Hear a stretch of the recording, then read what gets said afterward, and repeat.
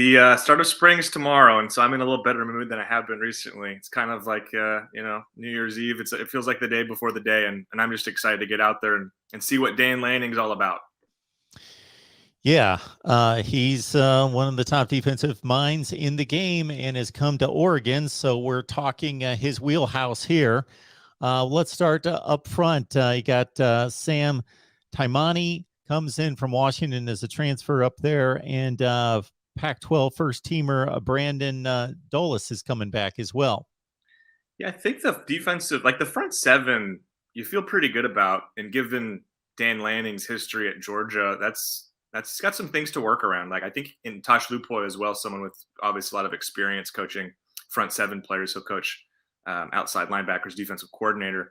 Those two coaches in their history, and then you look at some of the talent Oregon has up front. Like I think there's some reasons to be pretty enthusiastic about it. Dorlus was a first team all conference guy a year ago.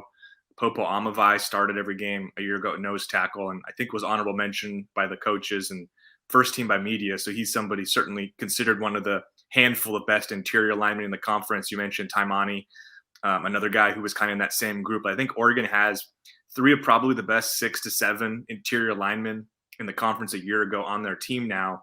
And I think that's reason to be pretty optimistic. Keonware Hudson, another defensive lineman who was, I think, pretty impactful at times last year.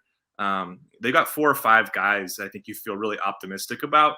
Obviously, they need more than that, and I think that's what spring is going to be about, is kind of identifying who maybe guy 5 through 9 is in this rotation. But the top end talent is there, and Dorlus, to me, I think was obviously overshadowed by Thibodeau, and maybe part of his success was because he was not double teamed and Kayvon took a lot of the attention. But Dorlus was somebody who I thought was really, really strong a year ago, and I think the ceiling's really high, and I think Oregon fans feel he could be not just an all-conference guy, but maybe if everything kind of breaks right, maybe another guy who's in the conversation as an All-American in 22.